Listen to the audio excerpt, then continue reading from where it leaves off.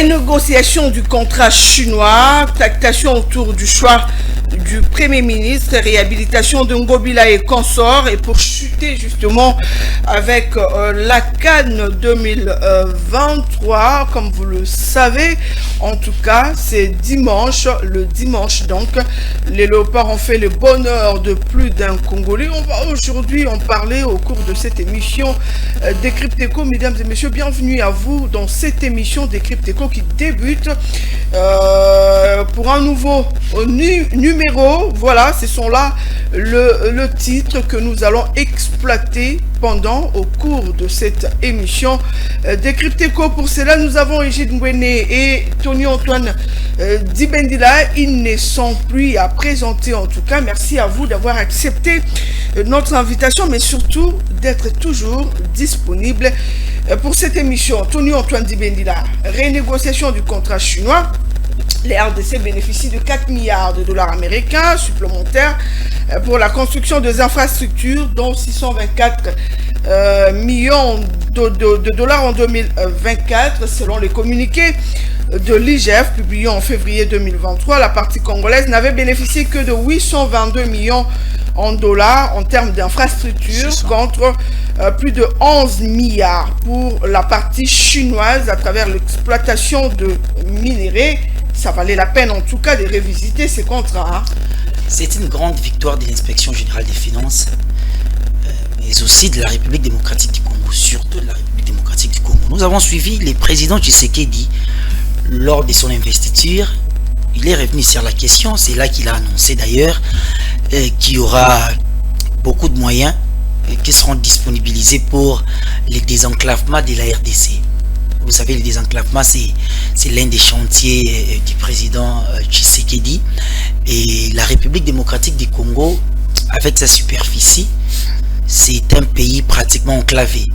Il y a des territoires inaccessibles. Et donc, c'est d'ailleurs la raison d'être du programme de développement local des 145 territoires, entre autres, parce qu'en fait, les présidents Tshisekedi souhaitent vraiment désenclaver. Et il a dit, lors de son investiture, lors du discours de l'investiture, qu'il y a déjà des moyens, et ces moyens pour désenclaver les pays viendront de la renégociation du contrat du siècle, comme on l'appelle. Bien que ça va pas être facile en tout cas pour le... Bien entendu, ça a demandé beaucoup d'exercices, beaucoup de réunions, de rencontres. On se souvient que le président Tshisekedi était en personne en Chine il n'y a pas longtemps. Je crois que la question a été également ou en parallèle évoquée, parce qu'il y a la partie chinoise qui hésitait, et voilà. Je disais un peu plus tôt que c'est l'inspection générale des finances qui est les véritables gagnants ici, parce qu'en fait tout ceci découle de son rapport. Il y a eu un rapport de l'IGF piloté par son chef de service Gilles Alinguete. Il y a eu un rapport qui a détaillé la gestion de ces contrats et a démontré un déséquilibre criant. C'est-à-dire que depuis 2007, année à laquelle la RDC et la Chine avaient signé ces contrats, présentés comme contrat du siècle, qui devaient en réalité doter à la RDC beaucoup d'infrastructures routières, hospitalières, et ainsi de suite. Plusieurs années plus tard, des barrages même, en fait. Donc voilà, plusieurs infrastructures.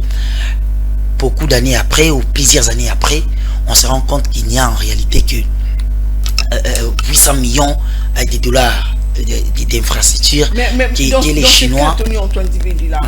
Où viendrait justement cette négligence? Est-ce que c'était du côté congolais? J'y arrive. La question a été largement débattue et largement évoquée par les inspecteurs de l'IGF.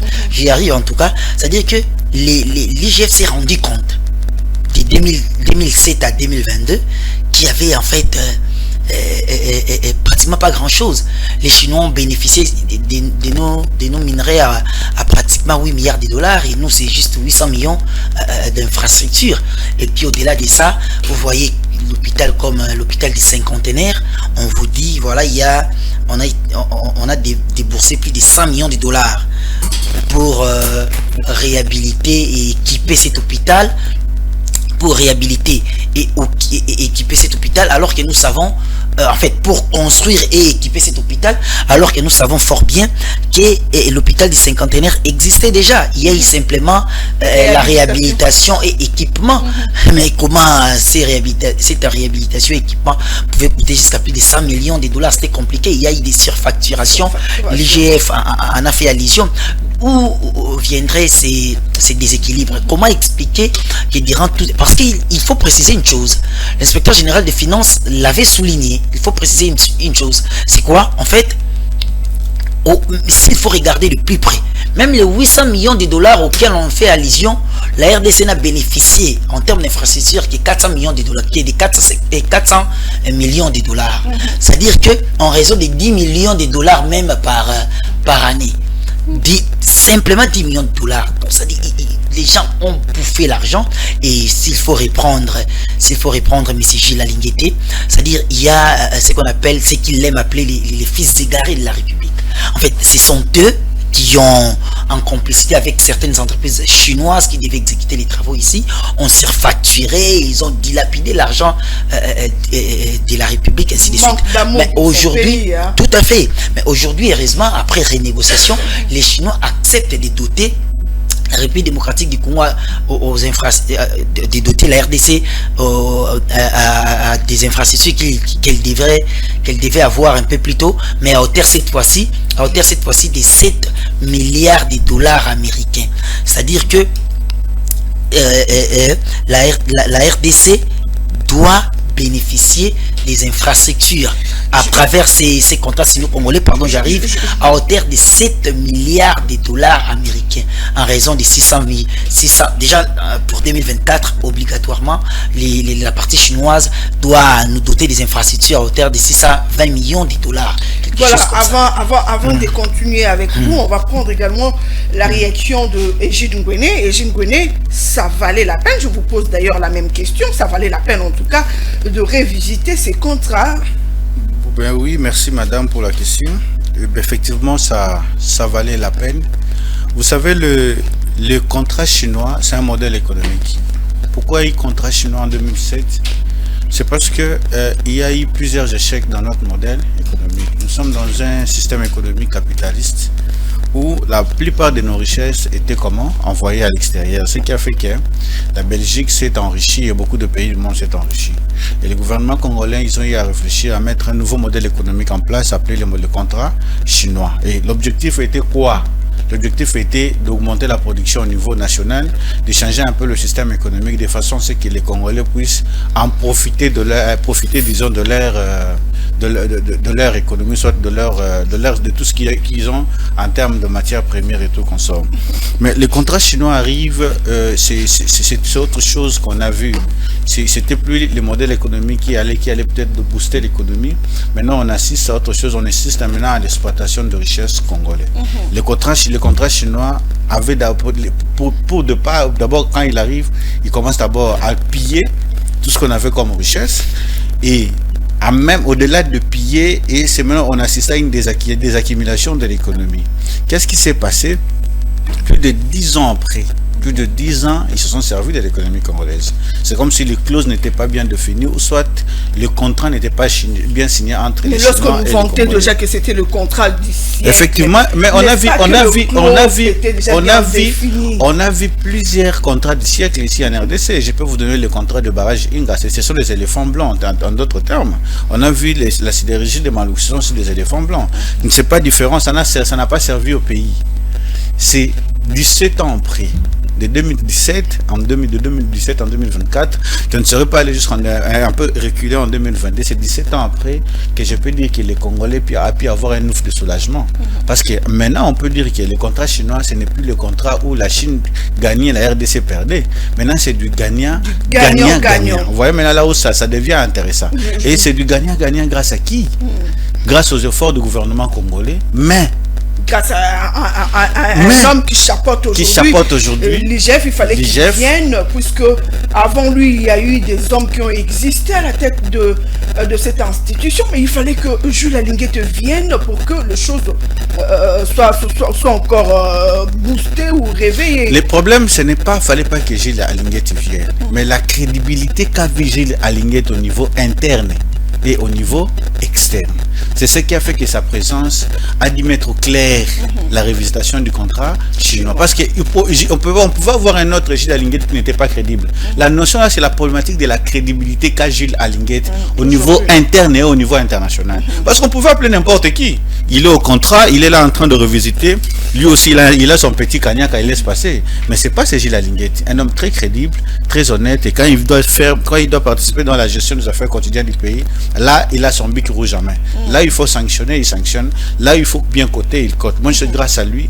Et le chef de l'État, il a pour mission, pour devoir de bien et de bien prévenir, ou soit de bien gérer, ou soit de bien garder Gilles Alinguet à ses côtés. Voilà, vous l'avez dit, grâce à cet homme de Gilles Alinguet, aujourd'hui, cet accord devient un accord gagnant-gagnant qui va booster sans doute le second mandat de Félix Tshisekedi. Êtes-vous d'avis avec ceux-là qui disent cela? Ça va booster, c'est automatique. Vous avez plus de 624 millions de dollars pour la construction sur de le plan routes, infrastructure. Sur le plan infrastructure. Vous savez, la RDC a un problème de la demande intérieure. La demande intérieure, c'est-à-dire que la production qui quitte l'intérieur ne s'est pas arrivée en ville. Mais si avec cet argent, on arrive à construire des infrastructures, combien ils vont construire en termes de routes, combien ils vont construire en termes de bâtiments, et avec le projet 145 territoires. Vous pensez qu'on va assister à l'exode urbain? Ceux qui ont quitté la ville, pour ceux qui ont quitté l'intérieur pour le village, pour la ville, ils vont maintenant se dire cette fois-ci, non, je dois rentrer dans mon village, parce que là-bas, je comprends que les choses marchent, si je vais là-bas, je vais travailler. Et maintenant, le problème de la demande intérieure, la production qu'on a produit, le produit qu'on a produit à l'intérieur, maintenant, on aura la facilité d'arriver dans la ville province de Kinshasa, et il y aura des routes, il y aura tout. Il y aura des routes, il y aura tout. C'est par là on dit que le contrat est gagnant-gagnant. Et en plus, il y a un élément qu'on ne peut pas ignorer.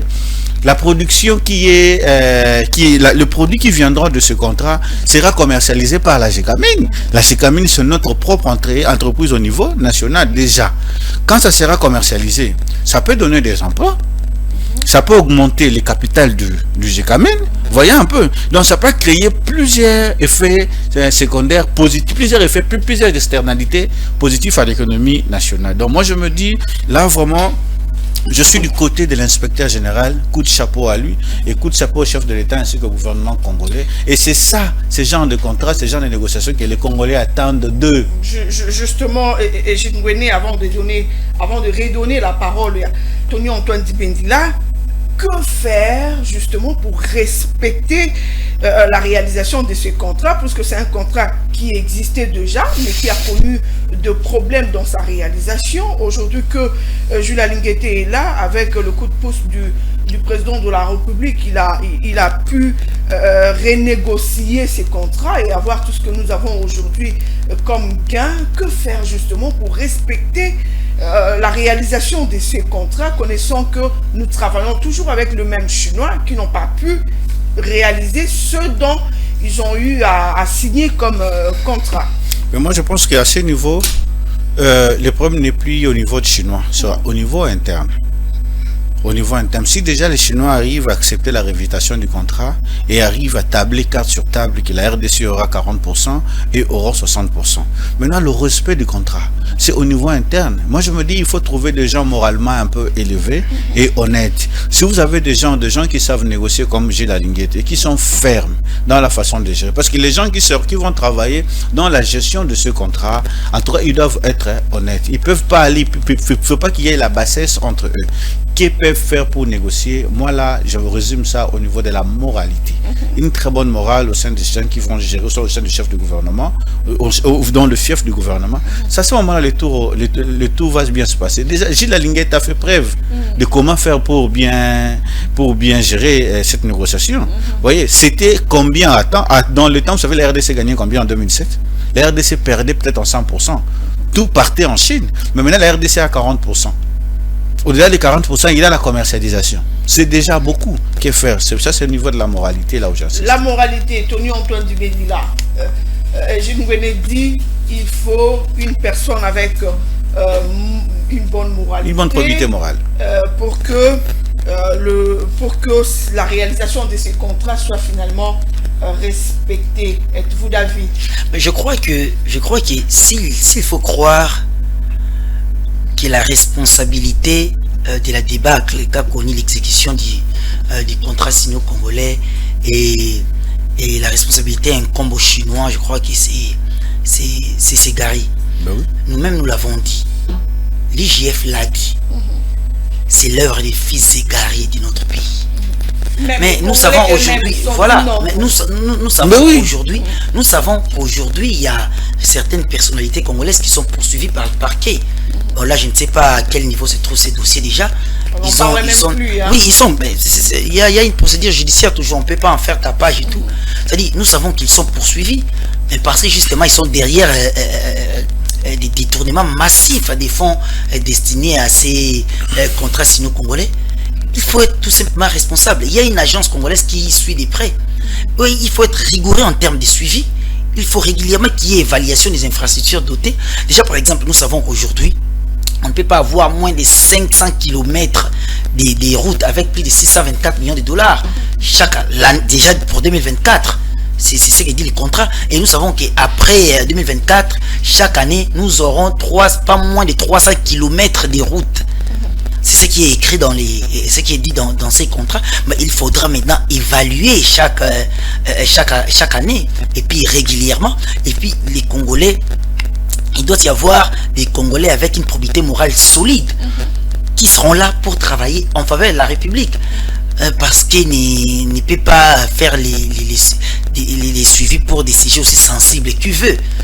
Il faut tenir compte de la probité et puis espérer que les processus en termes de l'exécution de ces contrats sino-congolais avancent de manière beaucoup plus, de manière avantageuse pour l'État congolais. Parce qu'aujourd'hui, je l'ai dit, l'un des grands défis du développement de la RDC, c'est le désenclavement de ces territoires. C'est-à-dire que les Congolais ont la possibilité de circuler à travers la République. Vous pouvez partir de Kinshasa à Mbandaka par route ou de Kinshasa à Lubumbashi par route. C'est possible, c'est faisable. Il y a des routes, mais c'est les routes sont de très mauvaise qualité. Aujourd'hui, si on arrive à relier la capitale, ceux qui pensent que, là j'ai rejoint mon co-débatteur, ceux qui pensent que les gens vont fuir les villages pour venir dans des villes, c'est trompé. C'est trompé. Ils viendront pour vendre, ils viendront pour commercer, ils ont des revenus, ils rentrent. Et puis oui, ça va booster la demande interne et puis la production interne. Parce que là, on sait qu'on peut quand même produire les biens et aller les vendre dans telle cité ou tel autre territoire ou tel centre urbain. Donc, c'est le bon mandat de Félix Tshisekedi. Mais tout à fait. Donc, si vous avez qui viendra juste après Félix Tshisekedi va vraiment. Mais il ne faut pas, il ne faut pas voir la continuité de l'État en termes de booster les mandats de Tshisekedi ou encore faciliter la tâche à celui qui viendra. Aujourd'hui, l'objectif c'est de faciliter la tâche aux Congolais, aux prochaines générations. Mais les Congolais qui viennent, nous aujourd'hui, on regrette de vivre dans un tel pays. Vous voyez, où tout est urgent. Mais si on estime que certains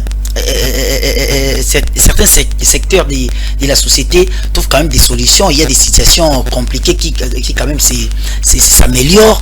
Voilà, ceux qui viendront après peuvent continuer les combats parce que je ne crois pas que le président Tshisekedi aura la prétention d'estimer qu'il pourra tout faire, ou encore que celui qui viendra après lui pourra se dire voilà, moi je viens tout faire, comme j'entends certains opposants dire des choses, ça ils ne vont pas faire de la magie.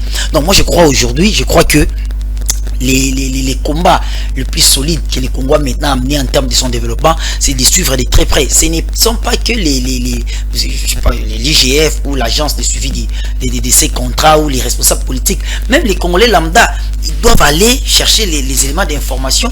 Qu'est-ce que les Chinois doivent nous doter? Il y aura telle route à tel endroit. Les Congolais même aussi peuvent faire le suivi. Aujourd'hui, l'information est de plus en plus disponible. Et de plus en plus disponible.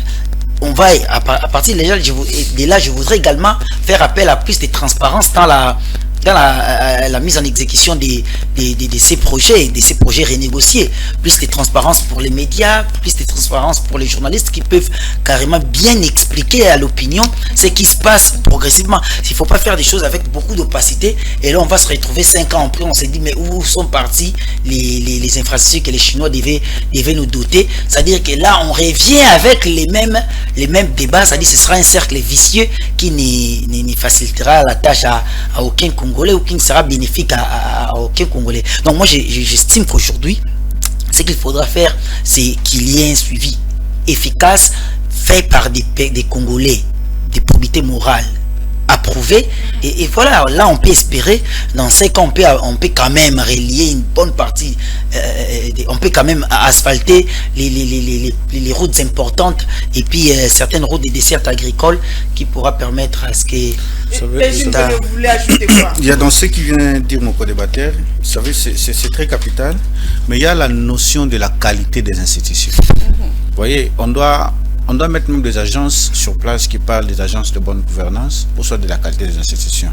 C'est à ce moment-là qu'on va pérenniser ces contrats et qu'on va pérenniser le modèle qu'on est en train de mettre en place maintenant. Pourquoi je dis ça? Quand il y a le modèle de bonne gouvernance, vous voyez maintenant ce que fait Jules Alinguet, c'est ce qu'on appelle la bonne gouvernance. Vous voyez, on doit gérer, gouverner dans la transparence. Vous voyez un peu, et on doit mettre de côté tout ce qui est du genre malhonnête, tout ce qui est... C'est là on risquerait de connaître ce qu'a connu... Vous savez ce qui nous a amené la dette extérieure en RDC.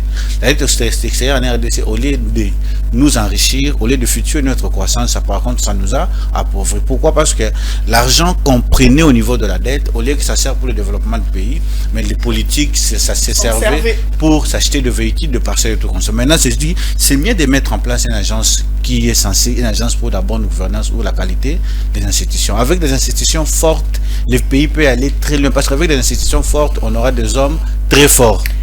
Voilà, avec nos institutions fortes, nous aurons des hommes très forts. Et sachez que la RDC s'en sort avec 7000 km de routes nationales à construire, dont 650 km de routes obligatoires pour 2024 et 350 km chaque année.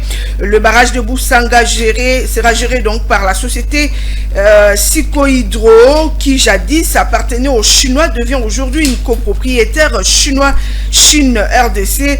À raison de 60% et 40%, un accord sans doute gagnant-gagnant qui va booster le second mandat de Félix Tshisekedi, mais surtout qui sera plus bénéfique pour la population congolaise. Tony Antoine Dibendila, on va changer de sujet cette fois-ci, et il faut le souligner, hein, il fallait que vienne en tout cas à la tête de l'IGF un homme, et cet homme, c'est l'inspecteur chef de service Jules Alinguet, pour que les choses soient encore boostées. Cette main forte du président de la République, il est là, il travaille et fait respecter en tout cas la volonté du président de la République, qui veut que la population se retrouve. Tony Antoine Dibendila, on va parler cette fois-ci de la primature, puisqu'il y a déjà des tractations autour du choix du Premier ministre.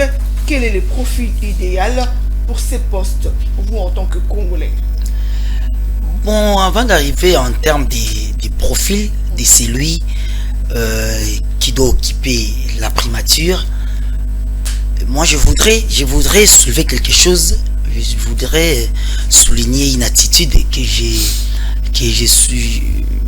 me disais, bon voilà, c'est malsaine, et ces tractations actuelles que certains acteurs politiques sont en train moi je dirais, de nous faire subir, parce que de toutes les façons on sait qu'il y a quelque part un groupe d'acteurs politiques qui voudrait forcer la main du chef de l'État et donc et pouvoir occuper ces postes de Premier ministre.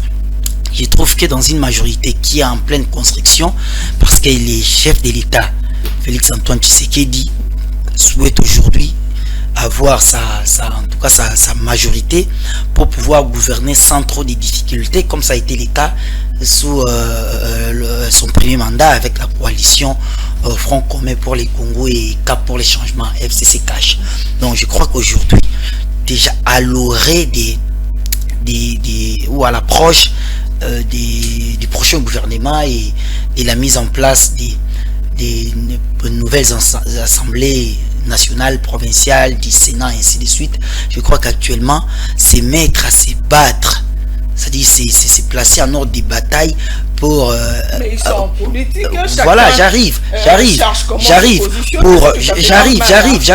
Mais ça, justement, c'est considéré comme malsaine, cette attitude-là, aujourd'hui, et puis c'est mal vu dans les milieux du pouvoir. Je rappelle que Madame Akassia Bantubola a été co-directrice des campagnes du candidat réélu Félix Antoine Tshisekedi. J'espère que vous l'avez suivi dans le média. Il a dénoncé ce qu'elle a appelé la cloutonnerie politique. Vous voyez, donc c'est-à-dire que c'est mal vu dans certaines sphères du pouvoir. Et là, je fais allusion au pacte pour un Congo retrouvé. C'est-à-dire, il y a les présidents de l'INC, Vital Kamerhe, et Julien Paluku, Jean-Lycée Boussaniamous et Tony Chikukankou, qui se sont réunis à un mouvement politique. Et moi, j'ai suivi Jean-Lycée Boussa dire ouvertement qui est l'objectif, l'un des objectifs de ces pactes-là, c'est de vouloir se placer en stratège pour mettre fidèlement en application la vision du chef de l'État. Et moi je crois que moi je crois que vouloir, oui voilà j'arrive, moi je crois que vouloir faire appliquer, nous savons également que Kankou est voilà, vouloir, je ne vais même pas aller dans des c'est la politique, je ne vais pas aller dans je ne vais pas aller vers ces raccordements là. Aujourd'hui c'est clair, quand on veut mettre fidèlement en application la vision du chef de l'État, c'est en d'autres termes vouloir dire nous voulons prendre la primature, parce qu'en fait c'est le premier ministre qui met c'est comme ça, c'est le premier ministre qui fait exécuter, c'est le premier ministre qui fait exécuter la vision du chef de l'État à travers le programme du gouvernement. C'est comme ça, il n'y a pas quelqu'un d'autre. Les ministres vont exécuter les programmes du gouvernement pilotés par les premiers ministres. Donc c'est à dire que moi je trouve que c'est très tôt, vous voyez, ces repositionnements, c'est que cela a entraîné. Il y a le premier ministre actuel qui doit normalement bientôt démissionner, Jean-Michel Samalukonde, qui s'organise aussi à créer son mouvement. Et je crois qu'il y a eu le PS qui, avec ses alliés, représente aujourd'hui la première force politique à l'Assemblée nationale et dans les différentes assemblées provinciales, aura aussi et va évidemment se repositionner pour vouloir garder la main. C'est-à-dire qu'on commence à livrer un combat avant même que les choses se dessinent. Or, le président de la République doit nommer un informateur qui aura pour rôle d'identifier la majorité à l'Assemblée nationale, parce que le prochain Premier ministre doit sortir de cette majorité-là au pouvoir. Et cela en tenant compte des forces en présence. Nous savons déjà, avant même que l'informateur puisse faire son travail, le Congolais le disent déjà, qu'il y a un parti qui a déjà la majorité au niveau de l'Assemblée nationale. Nous attendons bien sûr la confirmation de la part de ces informateurs. Vous pensez seulement que le Premier ministre doit sortir de ces partis politiques qu'il y a aujourd'hui? Non, mais nous sommes dans une réalité, imposée par la Constitution congolaise. Le Premier ministre doit sortir la majorité parlementaire. Et dans la majorité parlementaire, il y a plusieurs forces en présence. On ne va pas prendre un Premier ministre sortir d'un parti ou d'un regroupement qui est minoritaire. Je trouve que ça ne va pas respecter les équilibres. Au nom du respect de l'accord de Nairobi, n'est-ce pas qu'aujourd'hui Félix doit mettre en pratique cet accord-là les présidents de la République n'est soumis qu'à la Constitution de la République. Il n'est pas soumis à des... Les présidents de la République, je répète, le président de la République est soumis à la Constitution congolaise. Et le président de la République doit faire respecter la loi. Vous voyez, c'est-à-dire s'il y a des accords en parallèle entre acteurs politiques, ce qui est tout à fait normal, c'est tout à fait normal, mais le président de la République est soumis à la Constitution congolaise, comme je l'ai dit. Et puis il y a ce qu'on appelle les pouvoirs discrétionnaires du chef de l'État. C'est à lui de choisir qui le veut, là où il veut. On ne peut pas avoir des tractations politiques qui nous donnent l'impression qu'il y a un groupe de gens qui veulent obligatoirement avoir la primature. Et si le président de la République ne donnait pas cette primature-là, parce que c'est que le président Tshisekedi n'est pas de nature à céder à des pressions. Si il ne remettait pas à ceux qui veulent cette primature-là, ces postes, qu'est-ce qu'ils vont faire? Ils vont faire la fronde. C'est là que la question se pose. Donc, ce sont des tractations mal vues aujourd'hui dans une certaine sphère du pouvoir. Je viens de citer une des très proches personnalités du chef de l'État, Madame Akassia Bandouboula. Voilà pour l'instant. En termes de profil, si rapidement, s'il faudra, en termes de profil, s'il faut évoquer la question de profil, je crois que c'est quelqu'un qui doit être proche du président de la République, prêt à faire respecter sa vision, et quelqu'un qui a une bonne moralité, qui a une probité morale avérée et qui peut susciter beaucoup d'espoir. Au Congo, nous sommes aujourd'hui, je l'ai dit, tout est urgent. Il ne sortait pas de la majorité. Non, il ne peut pas. Non, ça c'est violer la loi. Il doit obligatoirement sortir de la majorité. On peut pas prendre. Mais si quelqu'un, c'est une personnalité, mais au nom du pouvoir discrétionnaire du chef de l'État. Au nom du pouvoir discrétionnaire du chef de l'État. Au nom du pouvoir discrétionnaire du chef de l'État. Si le président de la République choisit un individu, cet individu est adopté par la majorité au pouvoir, c'est pas un problème. Il peut d'office être Premier ministre. Et Jingwene, Kamere est senti Premier ministre, n'est-ce pas le moment aujourd'hui que Félix Tshisekedi doit respecter les accords de Nairobi, puisque cet accord n'a jamais été respecté en tout cas. Vous savez, quand j'entends parler mon co-débatteur, à des fois j'ai eu de larmes, mais il n'a pas tort de dire tout ce qu'il a dit, que le président, il est seulement soumis à notre constitution. Mais ça c'est vrai, hein? C'est vrai, mais c'est trop fort. C'est trop fort. En 2018, on a vu plusieurs gens qui ont participé à l'alternance politique. Ils n'étaient pas le seul acteur à l'alternance politique. Ils ont été à 2 ou 3 ou 4 personnes qui l'ont accompagné. C'est de là où vous parlez des accords de Nairobi. On arrive en pouvoir, aux affaires, il fallait que les gens viennent l'accompagner pour qu'il réalise ce qu'il a fait aujourd'hui. Ils ont appelé ça l'union sacrée pour la nation. Je ne me trompe pas si je ne me trompe pas. L'union sacrée a fait que le président ait le 2e mandat. Il a son 2e mandat. Maintenant, il faut composer un gouvernement, il faut tout dégager ou soit avoir un nouveau Premier ministre. C'est là où les tractations commencent. Il y a les groupes qui créent leur mouvement, il y a l'autre groupe. Et quel est l'objectif? Pourquoi tous ces groupes-là, tous ces mouvements-là, les mouvements naissent au sein de l'Union sacrée. Vous voyez un peu, ils ont effrité l'Union sacrée sciemment pour donner naissance au nouveau mouvement de façon à ce que chacun essaie un peu de constituer sa majorité, et à la fin ils vont se dire nous on est majoritaire, on veut avoir pour la primature. C'est ça le grand combat. Mais la primature aujourd'hui, il y a un problème sérieux. Qui doit être le Premier ministre en RDC? Qui doit succéder Sama? Qui doit succéder Sama? Est-ce que Sam doit continuer, puisqu'on l'a vu également accompagner le chef de l'État? Moi je suis au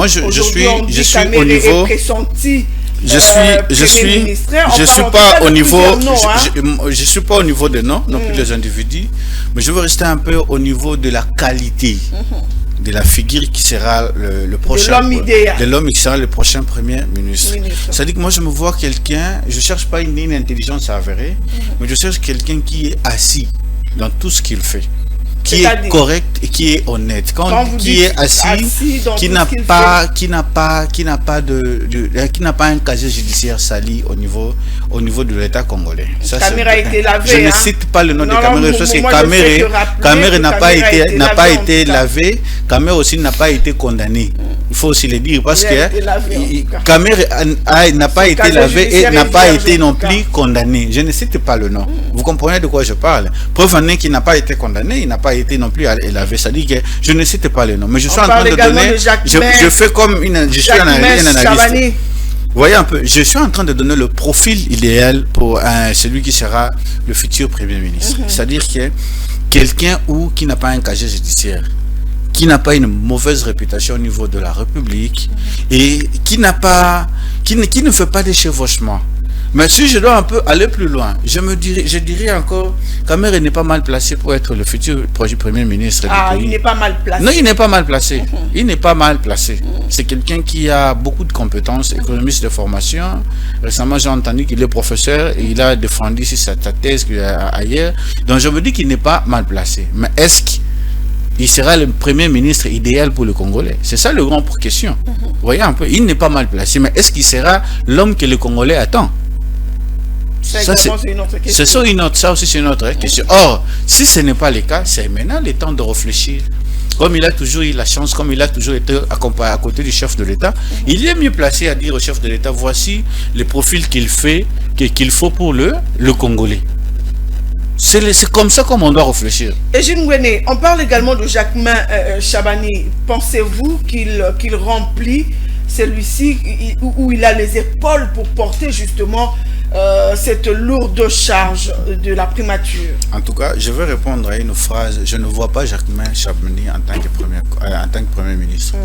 Ça, c'est fini. Il n'a pas ces épaules-là. Je ne parle même pas des épaules, mais je ne le vois pas dans ce profil-là. Je ne suis même pas au-delà de l'idéal, mais je ne le vois pas dans ce profil-là d'être Premier ministre.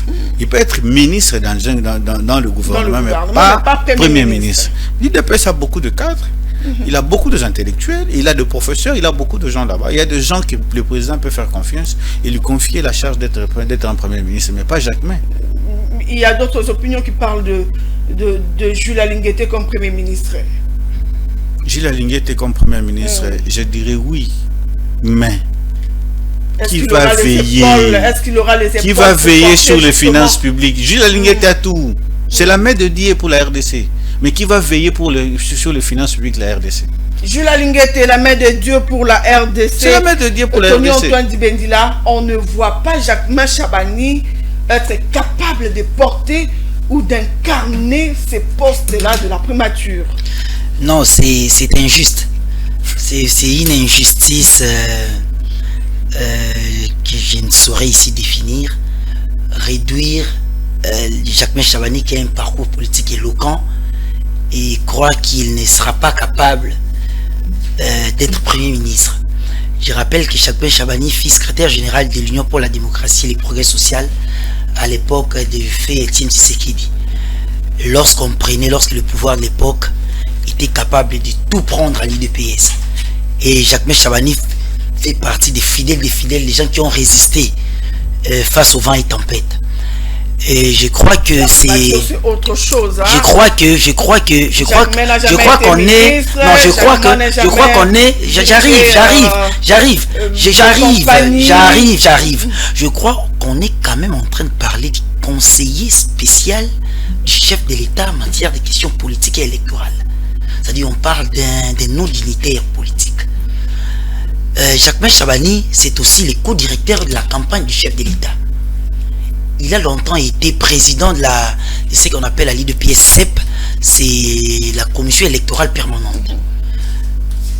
Je ne vois pas quel autre parcours, qu'est-ce qu'il faudra encore ajouter à Jacquemain Chabani pour être président. En fait, il est au cœur du pouvoir, du système même. Et cela depuis plusieurs années. Moi, je ne vois, il connaît à la fois, mais quel parti politique? Il connaît à la fois l'IDPS, l'opposition, et le pouvoir.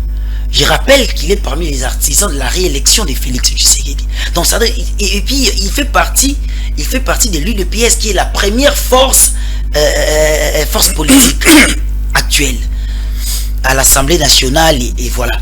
Donc je ne vois pas, c'est-à-dire pour moi je crois que Jacquemain Chabani ferait un profil idéal pour face à Caméré ou face à Jules Alinguete, il ferait non, moi je ne vois pas Caméré. En fait, je crois que Caméré a un sérieux problème à régler face à l'opinion. Je crois que Caméré a un sérieux problème à régler face à l'opinion. Vous savez qu'en RDC, lorsque votre nom a été mêlé à des détournements massifs des fonds publics, attention, je parle bien de l'opinion. Quand votre nom, et j'étais dans l'opinion congolaise comme étant un des artisans, nous nous rappelons du procès 100 jours qui a été diffusé pendant plusieurs jours en direct à la télévision. Moi je me rappelle du plaidoyer de l'avocat de la République Kalouba Dibois. Moi je me rappelle, je vois comment est-ce que les gens étaient épatés à suivre. En fait, les gens étaient très attentifs face à ces procès. Et lorsque la dernière condamnation a été publiquement annoncée, qu'il devait passer 20 ans de prison, ainsi de suite. Il a été lavé par cette... J'arrive. ça n'a pas été diffusé en direct. Certains jusqu'aujourd'hui pensent que... Moi, je vous dis que certains aujourd'hui pensent même qu'ils ne comprennent même pas comment est-ce que Kamel est devenu ministre de l'économie. Pardon, VPM en charge de l'économie nationale. C'est-à-dire que lorsque... la République a cru en lui... Non, il y a d'une part ce que vous avez appelé en fait, l'action judiciaire. On a dit qu'il a été, on l'a innocenté, ainsi de suite. Mais lorsque votre nom a été jeté en pâture, aujourd'hui, mais on les voit, nous suivons l'opinion, on voit les gens quand on évoque Kamere, c'est la clameur publique. C'est-à-dire que moi, je ne vois pas Tshisekedi qui voudrait, le président Tshisekedi qui souhaite vraiment que ces mandats portent plus d'espoir.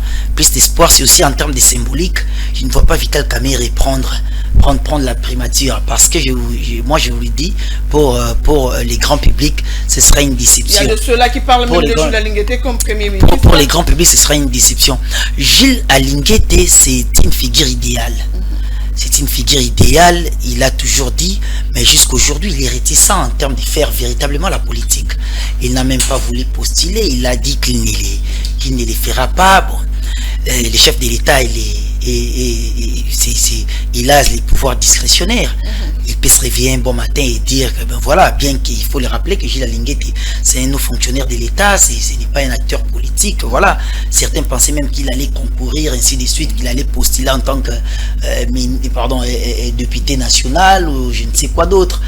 Mais il l'avait et il l'a répété à plusieurs reprises. Mais si aujourd'hui le président de la République estime que la République démocratique, la personne qui doit le mieux incarner sa vision, c'est Gilles Alinguete, et donc je crois que la majorité au pouvoir va l'adopter, et c'est d'ailleurs mon souhait le plus profond, parce que je crois que c'est une figure assez propre, c'est une personnalité assez crédible et qui peut, dès que son nom est cité comme Premier ministre, ça peut susciter beaucoup d'intérêt pour les grands publics, pour le peuple congolais, et il suscite aussi beaucoup de confiance.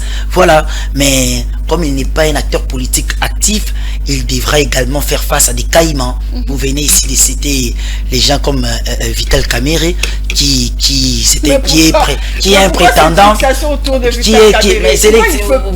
vous l'avez évoqué, c'est vous? Non, vous l'avez évoqué. J'ai dit que ce sont des caïmans, mais il a fait peur, hein, au niveau non, mais pourquoi Kamerhe? Non, mais pourquoi? Au niveau de des analystes que vous êtes. Non, mais pourquoi Kamerhe va faire peur? Kamerhe va faire peur à qui? Il s'est retrouvé en prison après une succession d'erreurs politiques graves. Il a été présenté comme les coachs du président de la République. Or, nous savons que c'est faire ombrage au chef de l'État, au garant de la nation. Voilà, donc ça a été, je crois qu'il y a eu des erreurs politiques comme ça, qui ont quand même conduit à ces désaveux-là, et puis à la prison. Et puis aujourd'hui, il se retrouve là où il se retrouve grâce au président Tshisekedi. Donc moi, je ne vois pas, il est toujours au cœur du pouvoir, je ne vois pas pourquoi il fera peur. Je dis simplement qu'au niveau de la primature, je ne vois pas, mais on a évoqué Gilles Alinguete. J'ai dit que si aujourd'hui Gilles Alinguete est Premier ministre, il devra faire face à ces caïmans-là qui ont longtemps fait la politique, ils se diront, ah mais lui il ne fait pas la politique, il vient nous prendre ses postes, ils vont lui faire... Ça va facile pour lui. Oui, mais beaucoup là, ils vont sérieusement les combattre, il doit s'attendre à ça. Si un jour, ou si dans 4 ou 5 jours... Il est habitué à ce genre de combat. Voilà, si dans 4 ou 5 jours, le président de la République l'annonce, ou il est nommé Premier ministre, alors il doit s'y préparer en conséquence. Réhabilitation de Ngobila et consorts, on en parle tout de suite. Je commence par Tony Antoine Dibendile, puis je vais vous prendre également Régis Ngwene. Réhabilitation de Ngobila et consorts, Tony Antoine Dibendile. Est-ce que le VPM de l'intérieur a fait pécher d'abord le faire partir par une lettre et lui-même qui revient sur sa décision? Un juriste de surcroît, hein, le VPM de l'intérieur, Peter Kazadi, qui commet des erreurs comme ça au niveau, à son niveau. Est-ce qu'aujourd'hui on peut dire que Peter Kazadi ne mérite pas le poste qu'il occupe aujourd'hui?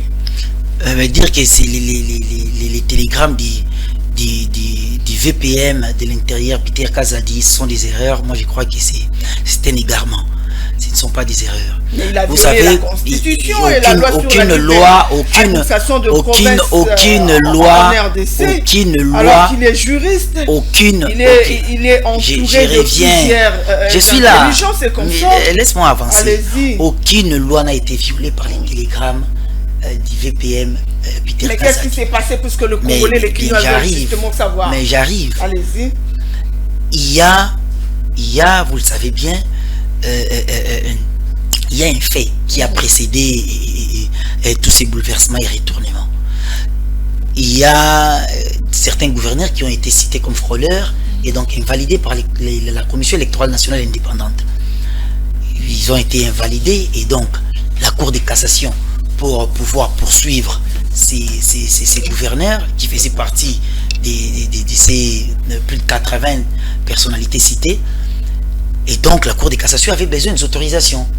Prenons pour le cas de Kinshasa, la Cour avait saisi l'Assemblée provinciale, l'APK, qui s'était réunie et a donné l'autorisation à la Cour de cassation pour pouvoir poursuivre les gouverneurs de la ville Gentilly Ngobila. Et après, ça en est suivi les télégrammes du VPM, qui a été signé par son vice, les télégrammes qui pour faciliter la tâche à les démarches judiciaires, oui, à la justice, au processus judiciaire, à la procédure judiciaire, et donc a tout simplement suspendu les gouverneurs de la ville de Kinshasa. Donc voilà, ce n'était pas... Il n'y a rien de grave, il n'y a pas eu d'échéance ou je ne sais quoi. Il l'avait suspendu pour permettre à ce que la procédure judiciaire avance. Et c'est son vice qui a... Est-ce que ce processus a avancé pour qu'il redevienne sur sa décision? Tout à fait, il est mieux placé pour les savoir. Il est mieux placé pour les savoir. C'est-à-dire, on ne peut pas vouloir jouer le rôle en fait, c'est-à-dire... penser qu'on a assez d'éléments d'information sur cette question qui est le VPM Peter Kazadi. Donc moi je crois que il y a eu des suspensions préventives contre Ngobila et contre le gouverneur La Tchouapa et son vice et contre les gouverneurs de l'Équateur Bolumbu. Et ils ont été réhabilités parce que je ne sais pas certainement que les VPM intérieurs... Le VPM s'est trompé. Non, il ne s'est nullement trompé. Il ne sait nullement. Vous avez suivi les présidents de l'Assemblée provinciale de Kinshasa. Alors que pour la justice, ça demandait peut-être qu'on enlève justement les immunités. Ce n'est même pas question des immunités. L'Assemblée provinciale, il y a ce qu'on appelle les privilèges des rangs. Les gouverneurs ont ces privilèges des rangs. C'est-à-dire qu'on ne peut pas les poursuivre n'importe comment. C'est-à-dire il devait y avoir l'autorisation de l'Assemblée provinciale. L'Assemblée provinciale avait donné son autorisation pour certainement l'ouverture de la procédure, ainsi de suite. Et les VPM, pour éviter de paralyser les provinces au cas où les gouverneurs en place étaient assez inquiétés pour des raisons préventives, c'est-à-dire pour prévenir certains désagréments, il avait suspendu, il avait procédé à des suspensions préventives. Et après que la procédure a avancé, il n'y a pas assez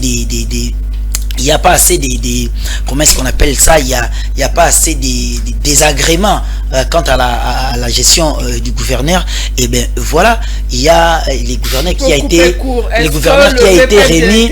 C'est quand même trompé. Il ne s'est nullement trompé, mais il faut savoir une chose, il y a une donne. Je crois que vous avez suivi quand même les certains cris de joie lorsque les Kino avaient appris que les gouverneurs Ngobila étaient suspendus. Là, ce n'est pas justement ce que je vous dis. Justement, vous savez qu'aujourd'hui il y a confusion. On n'a pas suspendu Ngobila pour avoir mal géré Kinshasa par exemple. Mais c'est ce que j'ai dit justement. C'est ce que j'ai dit. Non, pourquoi je l'ai évoqué? C'est pour dire simplement que les vice-premiers ministres à l'intérieur, pour éviter certains désagréments, voilà que le gouverneur de la ville de Kinshasa est poursuivi par la justice pour tel fait, et on ne sait pas s'il sera poursuivi pour question de flagrance ainsi de suite, ou s'il sera rapidement mis aux arrêts ainsi de suite, pour éviter, prévenir justement ces désagréments là. Alors il y a eu suspension préventive, mais lorsqu'il s'est rendu compte que la procédure avance, il n'y a pas trop de désagréments, ainsi de suite, il peut reprendre sa place. Mais cela ne fait pas oublier aux Kinois la qualité de la gouvernance de la capitale. Donc voilà, cela ne fait pas oublier la qualité de la gouvernance. Oui, il n'y a rien à voir avec sa situation, ça je sais, mais il ne faut pas oublier que les comptes de la ville ont été bloqués sur demande de l'inspection générale des finances. Donc voilà, et de toutes les façons, moi je crois que le gouverneur a agi, le VPM de l'intérieur a agi pour prévenir certains désagréments tout simplement. Voilà, et Mwene, quel est votre mot par rapport à la réhabilitation de Ngobila et consorts aujourd'hui, alors que les Kinois étaient en tout cas contents, les Kinois, on a remarqué que la ville était en ébullition lorsque le VPM a sorti justement ce télégramme disant que Ngobila devait être hors jeu pendant un moment, et aujourd'hui il est réhabilité. Pouvons-nous dire que le VPM de l'intérieur s'est trompé dans la prise de cette décision? Et vous, en tant que Kinois, quelle est l'attitude de Kinois aujourd'hui par rapport à cette réhabilitation? Merci. Avant d'arriver à la question, je voulais un peu mettre un mot sur le choix que vous avez proposé de Chabani, que je n'étais pas d'accord. Pourquoi? Parce que vous savez, la prémature, c'est purement technique. Tout ce qu'a dit, c'est pas d'abord le fait d'être entouré. Je dis, vous devez d'abord commencer par être un bon technicien. Je sais que dans le passé, il a assumé la fonction de CG de l'UDPS, tout ce qu'il a assumé comme il a fait. Mais il faut d'abord commencer par être un bon technicien. Je dis quoi? Je dis, il peut être un de ministre au sein du gouvernement, mais pas premier ministre. Voilà. Vous voyez un peu, s'il veut devenir premier ministre, il doit atteindre peut-être l'autre mandat. Oui, à ce moment-là, qui pourrait être le premier ministre. Il peut attendre 2 ans quand on va remanier. En étant déjà ministre, il doit déjà savoir comment. Là, il est en train de s'aiguiser pour ces postes-là. Et c'est à ce moment-là qu'il peut devenir. Parce que pour moi, peu importe ce qu'on peut dire de Kabéré, mais Kabéré est le candidat potentiel à la prémature. Peu importe ce que la population congolaise peut dire. Vous voyez un peu, mais pour moi, c'est l'homme évident et l'homme évident pour la prémature. Pourquoi? Mais Kabéré, c'est un politicien.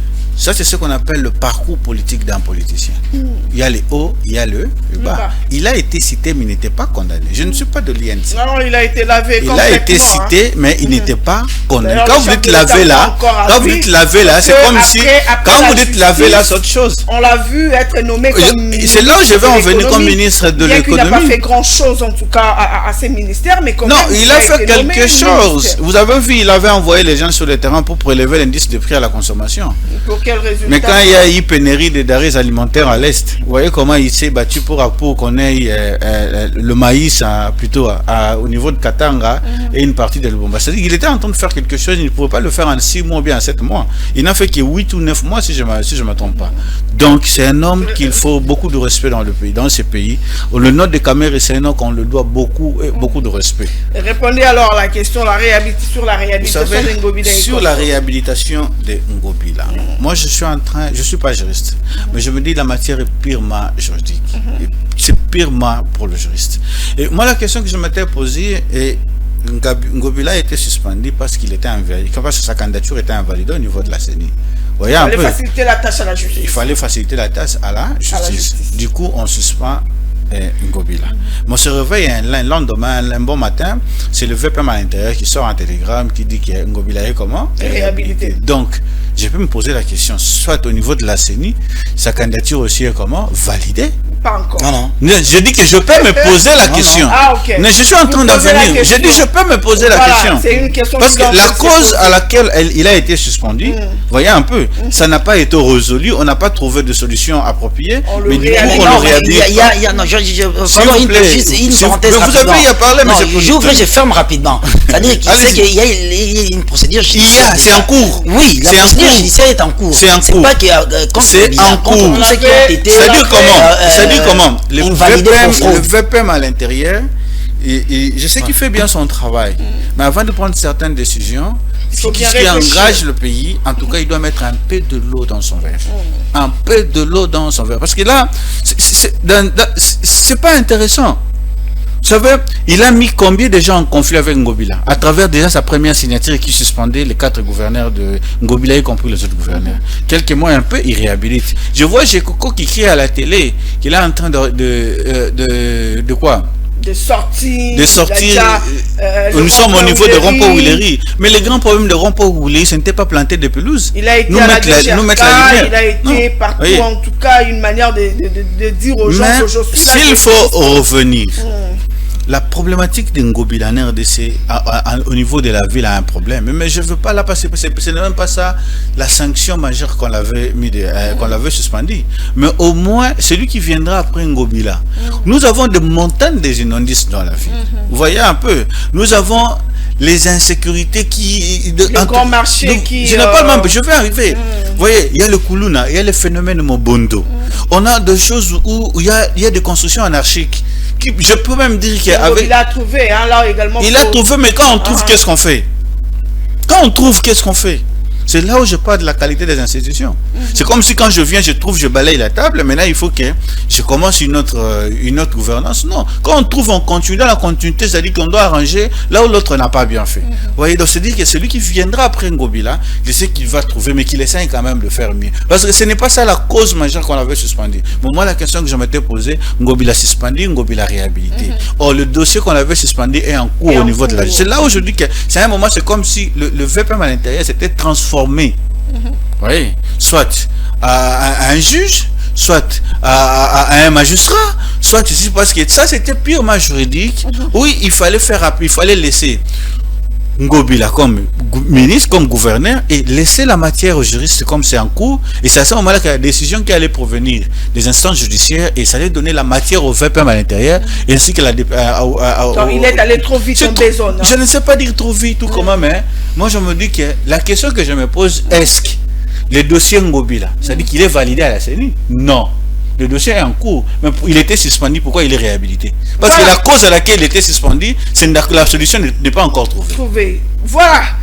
On va changer de chapitre. En tout cas, l'heure nous fait défaut pour chuter. Oui, nous chutons déjà. En tout cas, en quelques mots, mes invités, Cannes 2023, de valeureux léopards mettre à genoux l'Égypte.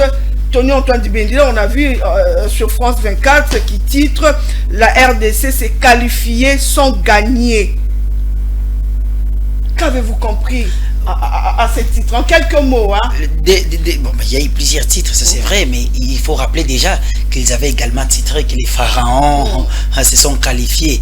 Donc voilà, je crois qu'il y avait très peu de probabilités pour que les léopards arrivent à battre le pharaon d'Égypte. Parce qu'il faut déjà regarder l'histoire des statistiques de nos rencontres. Nous avons joué, hier c'était la 9e rencontre, et on avait avant fait 8 rencontres, on a perdu 6 fois, et on a fait que 2 nuls. Donc c'est-à-dire que la probabilité était vraiment réduite pour les léopards. Mais voilà, on a pu arriver jusqu'au tir au but, et les dieux du foot étaient pour les léopards.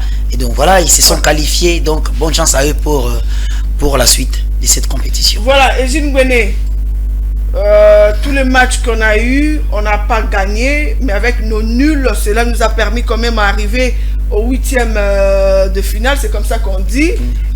Et puis par des tirs au but, nous gagnons quand même ce 8e de finale. Pour le quart de finale, la RDC est passée. Vous êtes Congolais.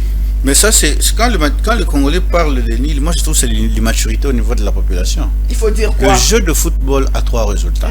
Soit c'est le Nil, soit vous gagnez, soit vous perdez.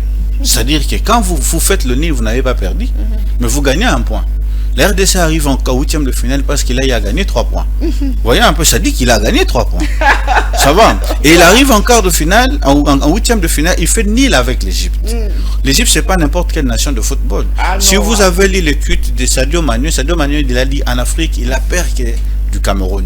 En 2022, il a même cité le nom du joueur camerounais et le numéro 10 camerounais. Il a dit, ce monsieur-là m'a fait pleurer sur le terrain. Pour lui, la RDC, c'était une équipe où il devait nous battre peut-être au 5e ou au 15e minute de... Oui, tu parlais de Salah. Je parlais de Salah. Hein? Oui, vous avez lu son tweet, non? Salah de l'Égypte. De l'Égypte, effectivement. Voilà. Vous voyez. Mais maintenant, on se rend compte que nous avons tenu l'Égypte en échec hier soir. C'était fantastique. Un but partout et un but d'abord. C'était d'abord, on a commencé par marquer. L'Égypte a égalisé. Il faut voir la manière à laquelle l'Égypte avait égalisé. C'était par tricherie. Vu qu'il y a VAR et tout ce qu'il a, tout ce qui s'est passé, on l'a accordé un penalty. Joue le penalty, ok. Mais on arrive. Mais vous savez, quand les gens disent match nul, à la fin, nous, on a joué 8 penalties contre 7. Est-ce qu'on a fait gagner à 8 penalty contre 8? Non, on a joué 8 penalty contre comment? Contre c'est ce qui a fait qu'on est qualifié à la quart de finale. C'était pas un match nul, on a gagné. Bravo aux vaillants soldats que j'appelle, aux vaillants Congolais qui sont allés nous représenter au niveau de la CAN, au niveau de plutôt au Côte d'Ivoire, et on les attend revenir ici avec la coupe. Parce que nous avons besoin. On les attend revenir ici à la maison avec la coupe. Dans l'entretemps, nos voisins du Congo-Brazzaville continuent en tout cas de surveiller le fleuve, bien qu'ils n'ont pas de choix. Bien qu'ils disent que les poissons sont très têtus, mais ils continuent quand même. La justice dédiée. La justice dédiée. Voilà, plusieurs questions étaient à l'ordre du jour pour cette émission Décrypté-Co. Nous avons décrypté sur la renégociation du contrat chinois. On a parlé également de la tractation qu'il y a ces derniers temps autour du choix du Premier ministre. Et puis on a soulevé également la question de réhabilitation de Ngobila et consorts. Et pour chuter avec la CAN 2023 où le valeureux Léopard ont mis à genoux l'Égypte. Mesdames et messieurs, c'en est fini pour votre émission Décrypté-Co. 2 invités qui se disponibilisent en tout cas toujours pour cette émission. C'est la fin donc de votre émission Décrypté-Co. On se retrouve la semaine prochaine autour d'autres sujets certainement, si Dieu le veut, pourquoi pas avec d'autres invités ou les invités maison, pourquoi pas. Dans l'entretemps, prenez bien soin de vous. Au revoir.